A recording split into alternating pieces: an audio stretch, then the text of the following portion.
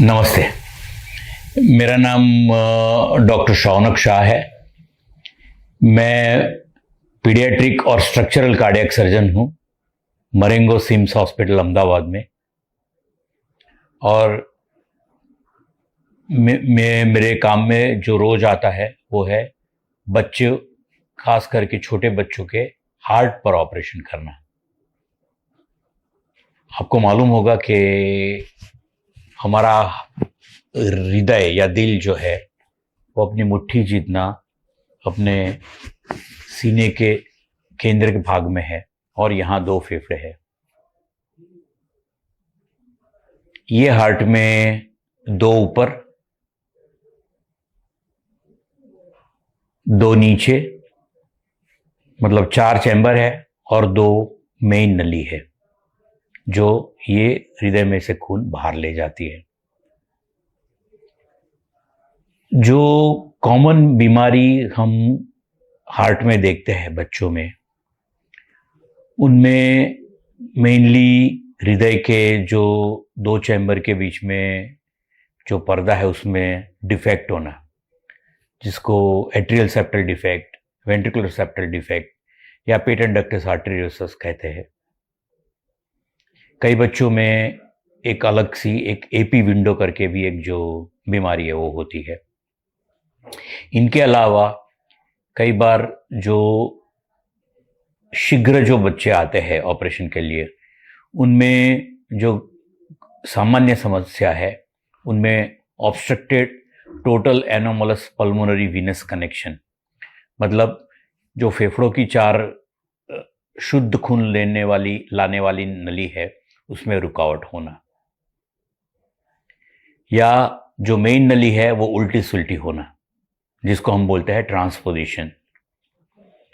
और एक है जिसमें ट्राइकस्पिड एट्रेसिया, मतलब सिंगल वेंट्रिकल। आपको मालूम है कि हृदय में दो पंपिंग चैम्बर होती है, पर कई बच्चे पैदा होते हैं तो उनके अंदर सिर्फ एक ही पंपिंग चैम्बर होती है। इसको हम सिंगल वेंट्रिकल कहते हैं। तो ये सब कॉमन समस्या है।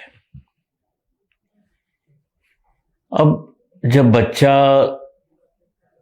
पैदा हुआ है और आप सोचिए कि 2-2.5 किलो का है, तो हमारे दिमाग में सबसे पहले प्रश्न ये आता है कि क्या इतने छोटे बच्चे का ऑपरेशन मुमकिन है।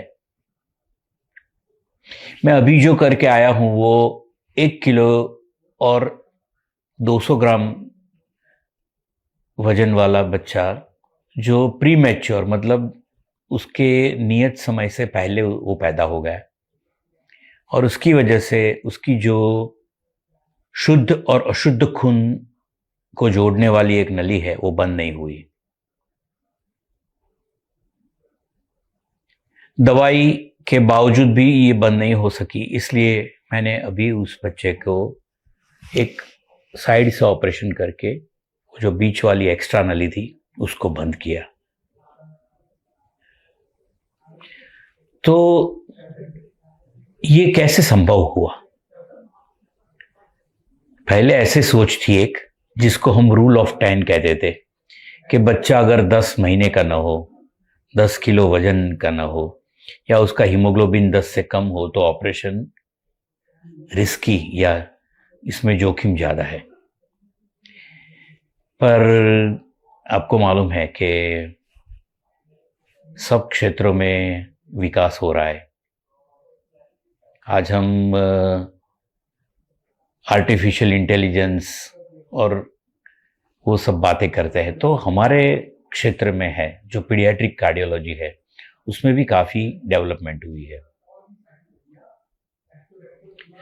तो 3 जगह पर एक इम्प्रूवमेंट जो बहुत है वो एक है निदान, डायग्नोसिस होना।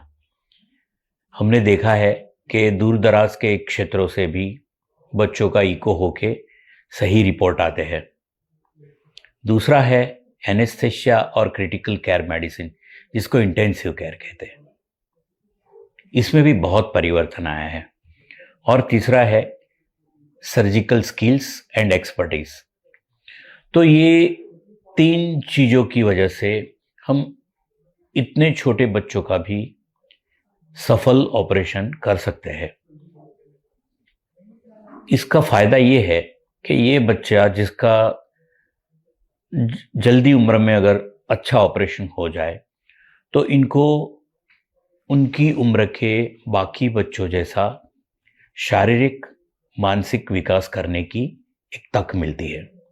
कहने का मतलब है कि अगर आपके घर में दो बच्चे हैं, एक स्वस्थ है और दूसरा ये डिफेक्ट वाला है, पर इसका अगर समयसर ऑपरेशन हो गया तो ये भी जो दूसरा नॉर्मल बच्चा है उसके साथ कंधे से कंधा मिला के बढ़ सकता है। तो कौन सी ये कॉमन बीमारी है जिसके लिए हमको पहले साल में ही ऑपरेशन करना पड़ता है? तो हम इसको ब्रॉडली दो हिस्सों में डिवाइड करेंगे कि एक वो बच्चे हैं जिनको पैदा होने के पहले महीने में या पहले 3 महीनों में हमें ऑपरेशन करना पड़ता है। तो इसमें जो सबसे आगे है वो ऑब्स्ट्रक्टिव लीजन है, मतलब हृदय में से खून बाहर जाने में या रद्दी में अंदर आने में खून को दिक्कत हो। से दो जो सामान्य एग्जाम्पल्स है इसके, उसमें एक है obstructed total anomalous pulmonary Venus connection. इस कंडीशन में मैंने जैसे बताया कि फेफड़ों में से जो शुद्ध खून हृदय में आता है उसमें रुकावट होती है और उसकी वजह से बच्चों का फेफड़ों का प्रेशर बढ़ता है, उनको वेंटिलेटर पर रखना पड़ता है और उनको शीघ्र इमरजेंसी में ऑपरेशन करना पड़ता है। दूसरा एक है जिसमें हृदय में से खून आगे नहीं जा रहा है, उसको ऑब्स्ट्रक्टिव लीजन बोलते हैं, जैसे टेट्रोलॉजी विद पल्मोनरी एट्रेसिया। तो इन बच्चों में इमरजेंसी में एक शंट ऑपरेशन करना पड़ता है। तीसरा जो है वो है ट्रांसपोजिशन ऑफ ग्रेट आर्टरीज। इन बच्चों में ट्रांसपोजिशन ऑफ ग्रेट आर्टरीज वाले बच्चों में अगर इन बच्चों का ऑपरेशन पहले 2 या 3 हफ्तों के अंदर ना हो जाए तो उनका जो लेफ्ट वेंट्रिकल यानी कि लेफ्ट साइड का जो पंपिंग चैम्बर है वो कमजोर होने का डर रहता है। तो वो अगर 3 या 4 हफ्ते के बाद वो अगर लेफ्ट वेंट्रिकल का काम कमजोर हो गया तो ये ऑपरेशन हम नहीं कर सकते। तो इसकी वजह से ये 3-4 कंडीशंस ऐसी है जिनमें हमें पहले महीने में या जन्म होने के तुरंत पश्चात करना पड़ता है। और एक जो मैंने आपको पहले ही बताया कि जो मैंने अभी करके आया, छोटे प्री मैच्योर बच्चों में एक डक्ट का खुला रहना, वो बहुत बड़ी डक्ट होती है तो फेफड़ों में बहुत ज़्यादा खून जाता है। ऐसे बच्चे को कई बार वेंटिलेटर वगैरह की आवश्यकता रहती है और ये एक सरल ऑपरेशन से ये संपूर्ण इसका इलाज शक्य है और इसमें ज़्यादा समय भी अस्पताल में जाता नहीं है। तो इन सब ये कॉमन कंडीशंस है। इसके अलावा भी हमारे पास हम कई सारे बच्चे देखते हैं। एक जो है वो इंटरेस्टिंग है, कंप्लीट हार्ट ब्लॉक।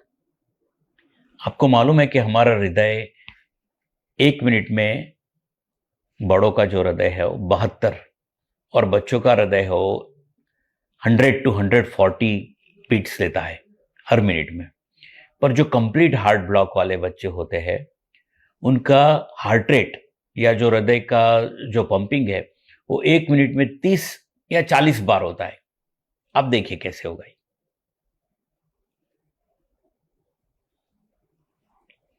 ऐसे बच्चों की मदर को कई बार इम्यूनोलॉजिकल डिसीजेस जैसे कि सिस्टमिक ल्यूपस एरिथेमेटोसिस होता है और वो पहले ही निदान हो जाता है।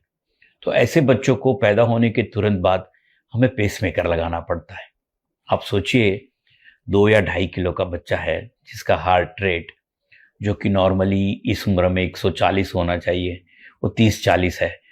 तो नेचुरली ये हृदय अपनी कार्य क्षमता पर उसका असर रहता है, उसका पंपिंग कमजोर होता है और ऐसे बच्चों में एक परमानेंट पेसमेकर लगाना पड़ता है। ये भी हमने काफ़ी ऐसे बच्चों का ट्रीटमेंट किया है जिनको पेसमेकर पहले महीने या पहले हफ्तों में ज़रूरत होता है। इसके अलावा दूसरे जो कॉमन कंडीशंस है वो ट्रंकस आर्टेरियोसिस, जिसमें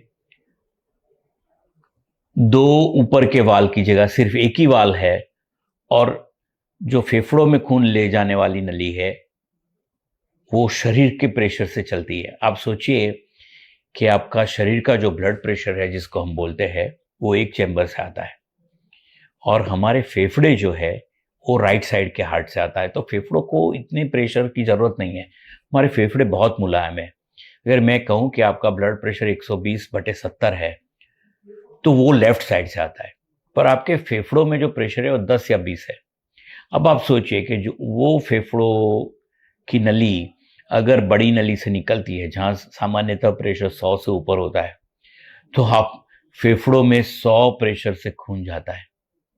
ऐसे बच्चों में अगर समय समय सर ये ऑपरेशन नहीं करते, वक्त पे ऑपरेशन नहीं करते, तो उनके फेफड़े डैमेज हो सकते हैं और ये कई बार परमानेंट हो जाए तो बाद में बच्चा,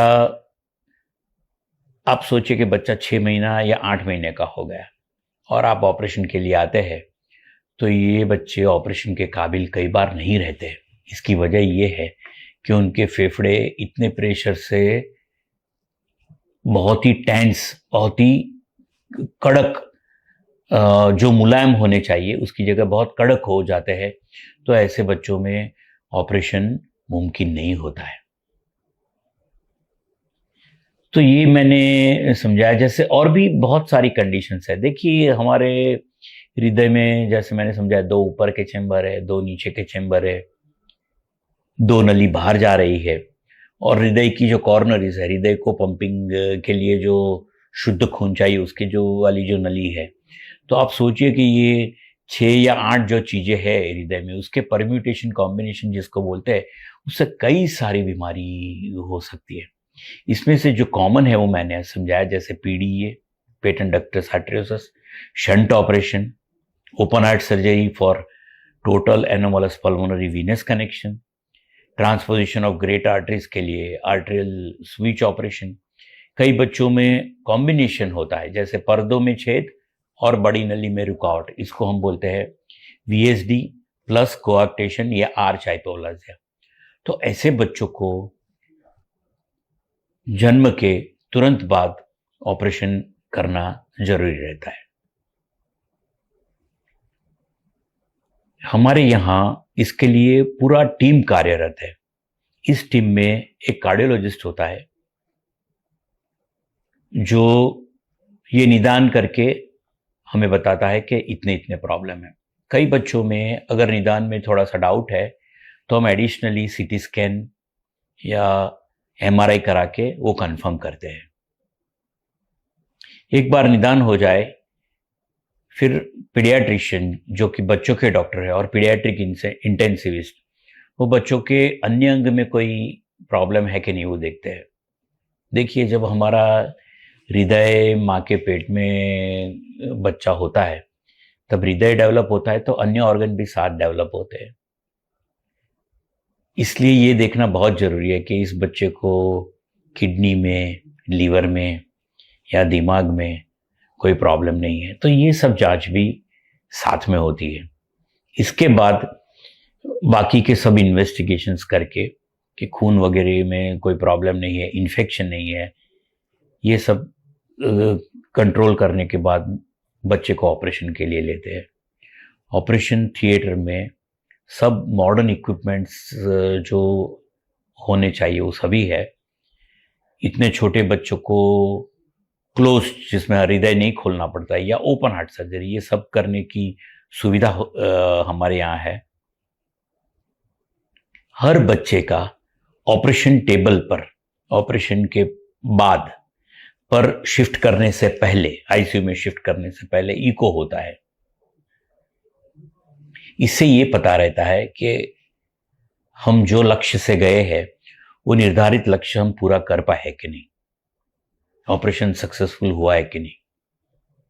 ये तसल्ली के बाद ही बच्चे का चेस्ट बंद करके फिर आईसीयू में शिफ्ट होता है, जहां पर बच्चे को वेंटिलेटर और सब दवाइयों के साथ, हमारे यहाँ जो नियोनेटल आईसीयू है, जो नियोनेट मतलब जन्म से 1 महीने के अंदर के बच्चे रहते हैं, और दूसरा जो है वो पीडियाट्रिक आईसीयू है, 1 महीने से ऊपर और जो भी है वो बच्चे पीडियाट्रिक आईसीयू में रहते हैं। वहाँ पर राउंड द क्लॉक पीडियाट्रिशियन, बच्चों के डॉक्टर रहते हैं, और उनकी रेगुलर खून, एक्सरेज, दोबारा इको होना, ये सब जांच होती है, और उसके हिसाब से दवाई का डोज वगैरह एडजस्ट करते हैं। एक बार बच्चा थोड़ा स्टेबल हो जाए, हृदय ठीक हो जाए, कोई ब्लीडिंग वगैरह ना हो, दिमाग स्वस्थ हो, तो हम ये बच्चों को वेंटिलेटर से हटाते हैं। बाद में धीरे धीरे ट्यूब सब निकलती है, और जब बच्चा संपूर्ण स्वस्थ हो तो माँ की गोद में वापस देते हैं। इस प्रक्रिया में कई बार 1 दिन से लेके 10 दिन लग सकते हैं। तो उस दौरान बच्चे का फीडिंग का क्या होगा, तो उसके लिए भी हमारे यहाँ व्यवस्था है कि उन बच्चों को एक्सप्रेस ब्रेस्ट मिल्क है, जो ब्रेस्ट मिल्क को निकाल के कटोरी में देते हैं, वो साफ हाथ से सिरिंज से बच्चों के जो नाक में ट्यूब लगाती है, जो पेट में जाती है, उससे हम उनका फीडिंग करते हैं। इन्फेक्शन वगैरह का ध्यान रखते हैं, अन्य ऑर्गन का भी जो परफ्यूशन है उसका भी ध्यान रखते हैं, जिसको बोलते हैं अब आजकल जिसको बोलते हैं नीर्स, मतलब ऐसे बच्चे जिनमें हमें ऐसा शक है कि दिमाग में इंजरी हो सकती है ओपन हार्ट सर्जरी से, उनको हम एक, जैसे हार्ट का कार्डियोग्राम है, ऐसे दिमाग का एक टेस्ट है जिसको बोलते हैं NIRS, वो लगाते हैं। तो हमें पता रहता है कि ये बच्चे का मगज दिमाग भी स्वस्थ रहेगा। इन सब के बाद जब घाव वगैरह सब भर जाते हैं और सूचर्स निकलते हैं, तब हम बच्चों को छुट्टी देते हैं। तो ये प्रक्रिया में अगर बच्चा नियोनेट है, मतलब 1 महीने से अंदर है, तो ऐसे बच्चों को करीब 14-15 दिन लगते हैं ठीक होने में। जो इनसे बड़े बच्चे हैं, जिनको हम इन्फेंट बोलते हैं, 1 साल की उम्र तक के, जिनको VSD, टेट्रोलॉजी, DORV, VSDPS या बायडायरेक्शनल ग्लैंड, ये सब सर्जरी की है, उनको करीब रिकवरी में 6-7 दिन लगते हैं। और सभी बच्चों को हम छुट्टी देने से पहले भी एक इको करते हैं, कंफर्म करते हैं कि सब चीज सही है। उसके हिसाब से दवाइयों की मात्रा ऊपर नीचे होती है, और फॉलोअप में कब आना है वो उसकी इंस्ट्रक्शन जाती है। अब मैं 2 बात कहूंगा जो इंपॉर्टेंट है, कि कई बार हमें माँ बाप प्रश्न पूछते हैं कि ये क्यों हुआ। तो मैं अगर 100 बच्चे ऑपरेशन करता हूं तो उसमें 95-97 में हमें पता नहीं है कि ये क्यों हुआ। It is just an aberration. ये एक